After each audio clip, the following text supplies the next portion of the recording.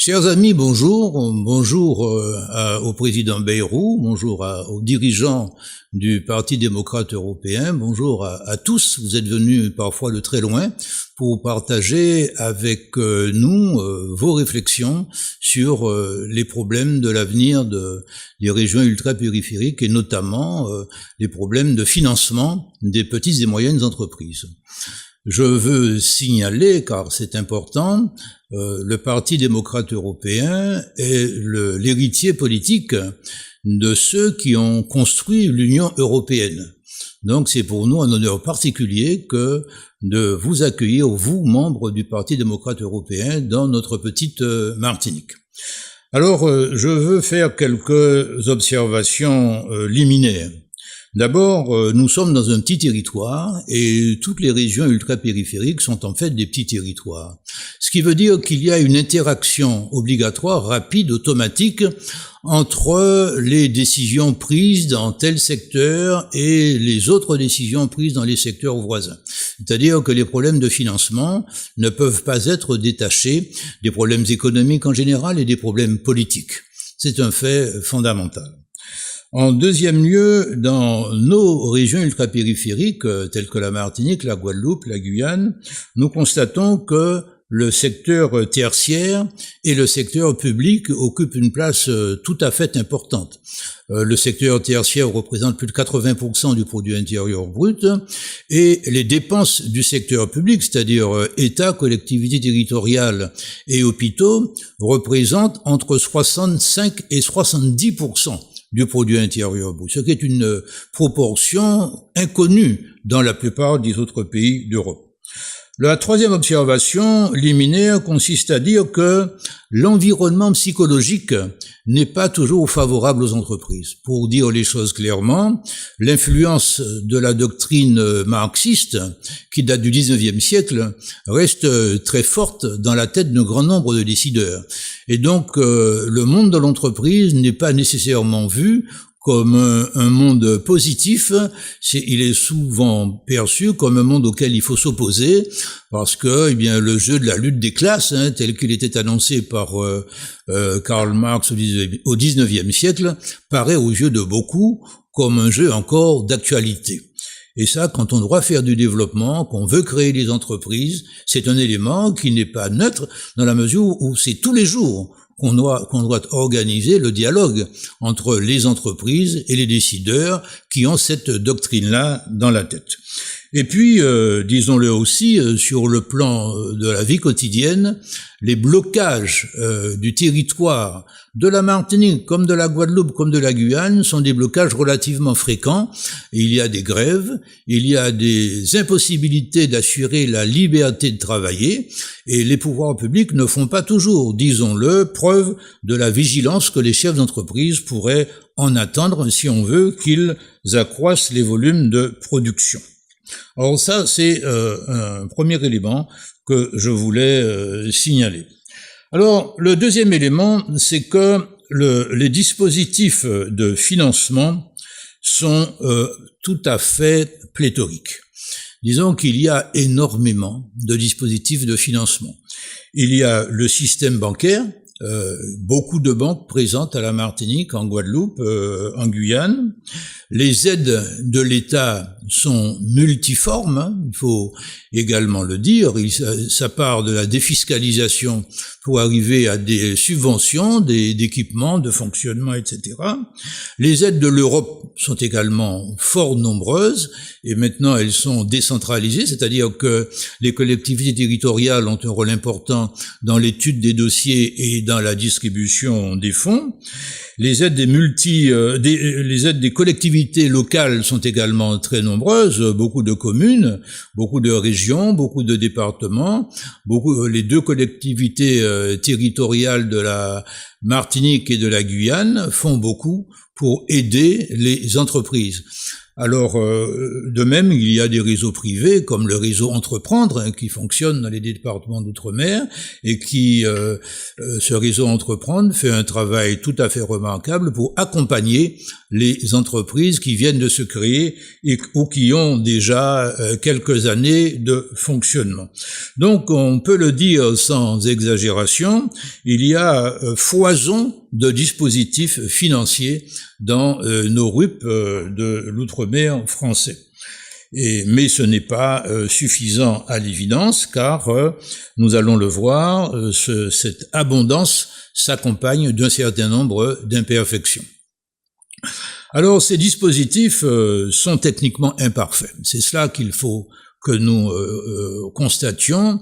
Ils sont assez imparfaits. D'abord, rappelons que depuis de longues années, on parle du guichet unique, hein, pour normalement dispenser les créateurs d'entreprises et ceux qui ont déjà des entreprises en fonctionnement de trop longues démarches.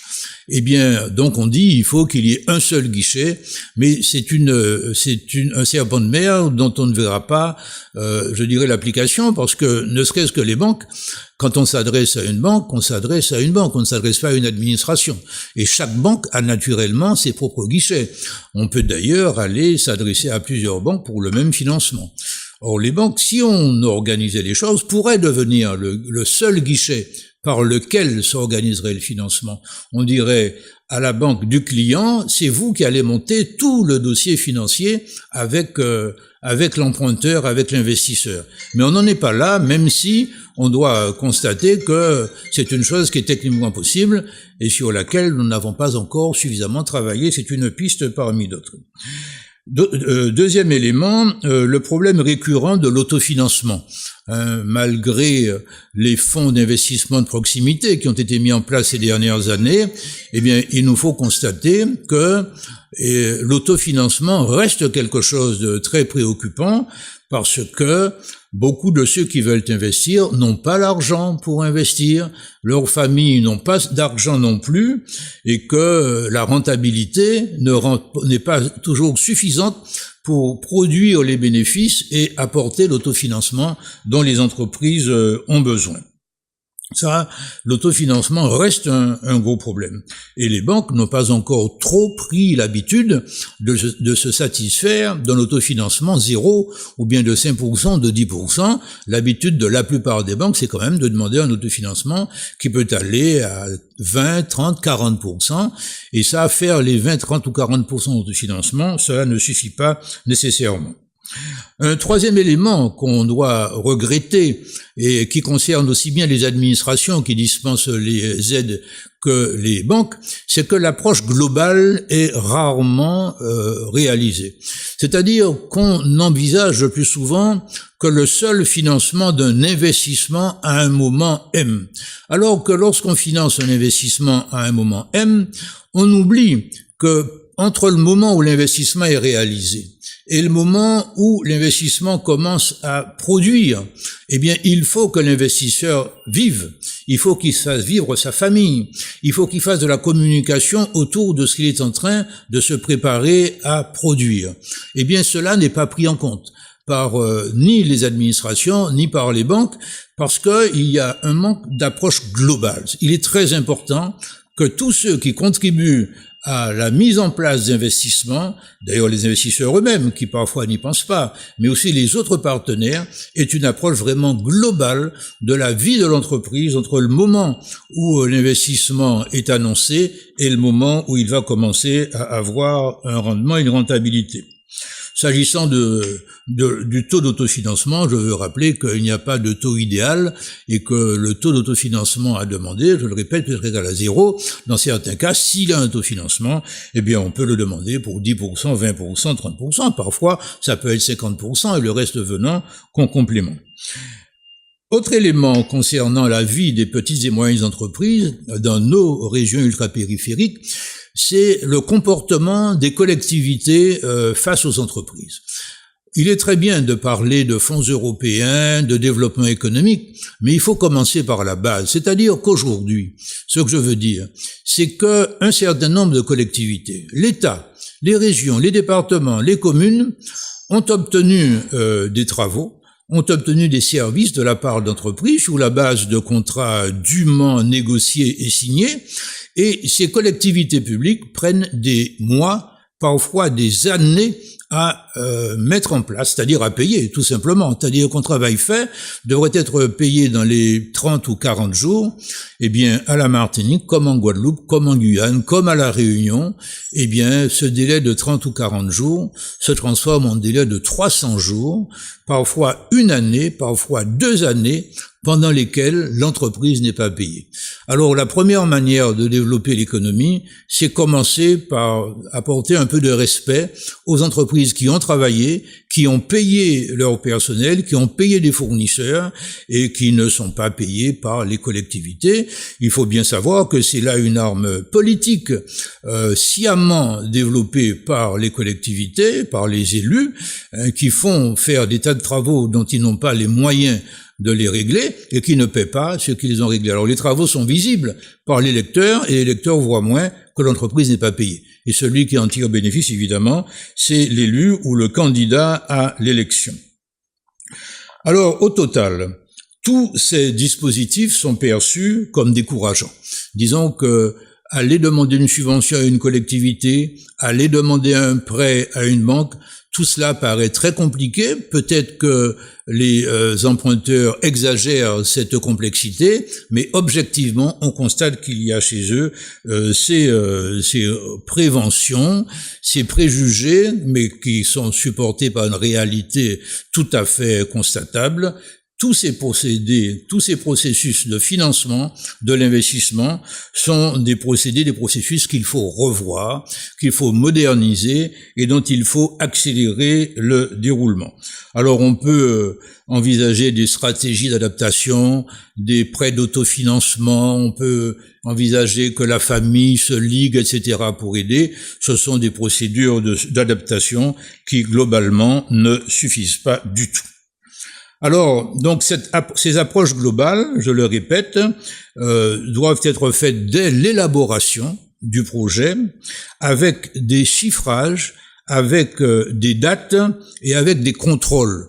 Notamment, s'agissant du déblocage des fonds européens, il est très important que l'Europe, soit depuis Bruxelles, soit au niveau où elle a délégué la distribution de fonds, s'assure du bien fondé des financements et s'en assure avant la réalisation de l'investissement, pendant la réalisation de l'investissement et après la réalisation de l'investissement. Sinon, on aboutit à des aberrations, comme la Martinique est en train d'en vivre une, avec le transport en commun sur site propre. C'est un investissement qui a coûté plus de 400 millions d'euros, qui est achevé techniquement depuis plus de 2 ans et qui à ce jour n'a pas transporté un seul passager martiniquais ni européen. Alors,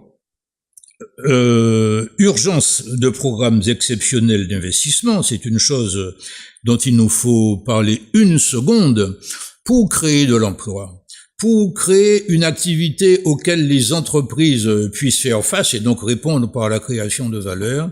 Il est très important d'avoir un programme exceptionnel d'investissement. Rappelons-le, les régions ultrapériphériques sont des régions qui ont été largement négligées par les métropoles au cours des dernières décennies, pour ne pas dire au cours des siècles précédents.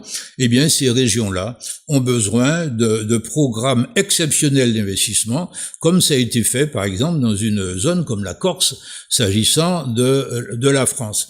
Donc, il faut des programmes d'investissement sur des périodes longues, sur des périodes de 10 à 15 ans, pour des montants significatifs, c'est-à-dire des montants qui ne soient pas inférieurs à 7 ou 8 milliards d'euros et qui permettent de créer les infrastructures ou bien de les réparer, infrastructures qui sont encore insuffisantes dans la plupart des pays. De même, les zones franches globales, c'est-à-dire exonérer les entreprises d'impôts et de charges sociales pendant un certain temps, comme ça a été fait dans beaucoup de régions d'Europe, c'est également quelque chose vers quoi il faut aller sans hésiter et sans se dire que cela va coûter en impôts en moins à l'État, tout simplement parce que ce que l'État va avoir en impôts en moins au moment où la décision de zone franche globale est appliqué, eh bien l'État va retrouver ses impôts et ses cotisations sociales en plus, une fois qu'il y aura de la valeur de créer, qu'il y aura des emplois, il y aura des impôts directs, il y aura des impôts indirects comme la TVA qui seront perçus par l'État, il y aura des indemnisations de chômage en moins, et donc l'État sera très largement bénéficiaire s'il accepte de faire les zones franches globales que nous réclamons. Mais ne croyons pas que l'effort doit être fait uniquement par l'État, par les collectivités territoriales. Il y a aussi de la part des chefs d'entreprise de gros efforts à faire, et beaucoup de chefs d'entreprise sont très conservateurs et n'ont pas compris l'importance d'une évolution par eux-mêmes. D'abord, il leur faut renoncer au modèle monarchique. Le modèle monarchique, c'est celui qui est encore le plus pratiqué. Je suis chef d'entreprise, je suis le prince, je suis le roi, j'ai le droit de faire ce que je veux dans mon entreprise. Et si vous n'êtes pas content, vous n'avez qu'à vous en aller. Eh bien, c'est le raisonnement que font malheureusement trop de chefs d'entreprise qui n'ont pas suffisamment compris que l'entreprise, c'est son chef, c'est aussi l'ensemble des salariés. Donc, il faut renoncer à ce modèle monarchique. De même, sur l'organisation du travail, il faut rechercher la création de valeur plutôt que les horaires de type militaire. Les entreprises vivent encore comme une armée. Trop d'entreprises en tout cas. C'est-à-dire que tout le monde doit arriver au même moment, partir au même moment. Le patron doit savoir à tout moment ce que fait chaque salarié. S'il ne peut pas s'adresser à n'importe quel salarié à n'importe quelle heure en quelques secondes, il n'est pas satisfait. Tout ça doit être revu et corrigé. Il faut maintenant chercher de la création de valeur, et cette création de valeur passe forcément par une beaucoup plus grande souplesse dans les horaires de travail. Ce qui veut dire développer le travail à temps partiel, mais développer le télétravail, développer le travail à la maison, développer la semaine de 35 heures sur 4 jours, par exemple, tout ça contribuant à une meilleure efficacité de chaque salarié, mais aussi contribuant, par exemple, à la diminution des embouteillages et de la pollution à laquelle on assiste dans beaucoup de pays. Donc, la souplesse des horaires de travail est une des choses fondamentales, appliquées déjà dans certaines entreprises, mais pas suffisamment comprises par la plupart des chefs d'entreprise. De même, l'évolution des techniques de rémunération. Les salaires sont globalement perçus comme insuffisants, notamment par les salariés de conditions modestes, et donc le salarié n'est pas content de son salaire, et l'entreprise trouve toujours que le salarié lui coûte trop. Cela s'explique tout simplement par le fait qu'entre les deux, entre le salarié et l'employeur, il y a l'État et tout le système de protection sociale qui prélève énormément sur la valeur produite par l'entreprise et par le salarié. Donc, il faut faire évoluer les techniques de rémunération. Alors, d'abord, globalement, il est complètement anormal que le financement de tout le système de protection sociale soit largement, de moins en moins, mais largement assuré, ce financement, par l'entreprise et le salarié, ça c'est une chose, mais il faut aussi que les salariés soient davantage associés aux résultats. Et nous proposons en particulier que les bénéfices, après tout paiement d'impôts, eh bien, soient partagés en 3 parts égales, une part pour l'entreprise elle-même, une part pour les actionnaires et une part pour les salariés, c'est-à-dire 3/3. Cela serait de nature, d'abord globalement, à augmenter les rémunérations et à réduire un certain nombre d'accusations parfois politiques, mais souvent fondées tout de même, consistant à dire que les salariés travaillent beaucoup, qu'ils se donnent beaucoup de peine, mais que lorsque les bénéfices sont à distribuer, on les oublie. Donc il y a là une petite révolution à faire. Et puis les chefs d'entreprise aussi ont à éviter de confondre, comme ils le font encore trop souvent, eh bien, chiffre d'affaires et bénéfices. Beaucoup de chefs d'entreprise confondent le chiffre d'affaires et le bénéfice. Ils dépensent tout ce qui entre et puis à la fin, quand il faut payer les impôts, payer les cotisations sociales, payer les salariés, il n'y a plus d'argent dans la caisse. Donc là aussi, les patrons, les employeurs ont une évolution à faire. Alors que peut faire l'Europe ? par rapport à toute cette problématique. D'abord, elle doit adapter sans cesse les textes aux réalités. Et dans le traité de l'Union européenne, il y a des articles qui prévoient des exceptions.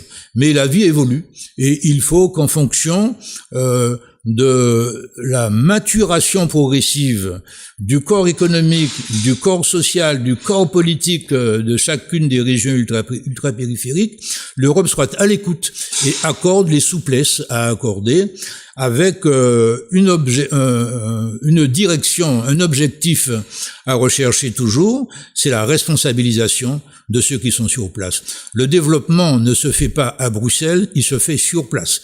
Et la meilleure technique, c'est que les autorités locales, ensemble réunis, c'est-à-dire politiques, économiques, culturelles, syndicales, fassent des projets de développement sur des périodes longues, comme je le disais, de 10 à 15 ans, et demandent à l'Europe sa participation pour mener à bien ces projets globaux de développement.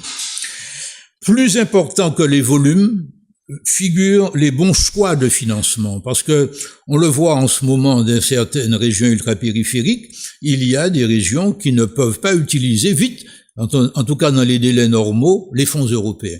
Donc il faut bien ajuster les fonds européens au contenu, c'est-à-dire qu'il faut passer de la quantité à la qualité et faire en sorte que les fonds distribués correspondent aux vrais besoins et à la capacité d'investissement au moment voulu des responsables du pays, du territoire en question. Et puis, redisons-le encore une fois, eh bien, il faut contrôler avant, il faut contrôler pendant, il faut contrôler après. Alors, en conclusion, il faut notamment remarquer que la politique de quantitative easiness, c'est-à-dire d'aisance en volume à propos des flux monétaires distribués dans l'Europe, c'est la Banque Centrale Européenne, tout le monde n'est pas spécialiste de ces questions, mais depuis quelques années, Monsieur Mario Draghi, avec son conseil de dirigeants de la Banque Centrale Européenne, a décidé que les fonds allaient être mis, je dirais presque sans limite, à la disposition des établissements bancaires, donc des entreprises et des particuliers qui investissent. Eh bien, avec des taux qui sont à un niveau historiquement bas. Il faut le constater, cette politique a récolté ses fruits et il y a un certain nombre d'investissements, notamment simplement dans l'immobilier pour les particuliers, qui ont été faits grâce aux durées, grâce au volume, grâce aux taux qui ont été pratiqués dans des conditions que nous ne connaissions pas antérieurement. Mais cela ne suffit pas. On ne fait pas boire un âne qui n'a pas soif. On ne peut pas faire sortir le sang d'une pierre s'il n'y a pas des opportunités d'investissement et une volonté de développement. Une volonté de développement, eh bien, vous pouvez mettre tous les fonds à disposition du territoire, il n'y aura pas de développement du territoire. Il faut bien dire que certaines régions ultrapériphériques donnent cet exemple-là, c'est-à-dire de fonds insuffisamment utilisés ou pas utilisés du tout, parce que, pour un certain nombre de responsables, eh bien, l'échéance de la prochaine élection compte beaucoup plus que les résultats à long terme d'un investissement de développement. Donc, ce qui reste à créer, tout compte fait, c'est une véritable dynamique partagée par tous pour le développement et pour l'emploi. Merci de votre attention.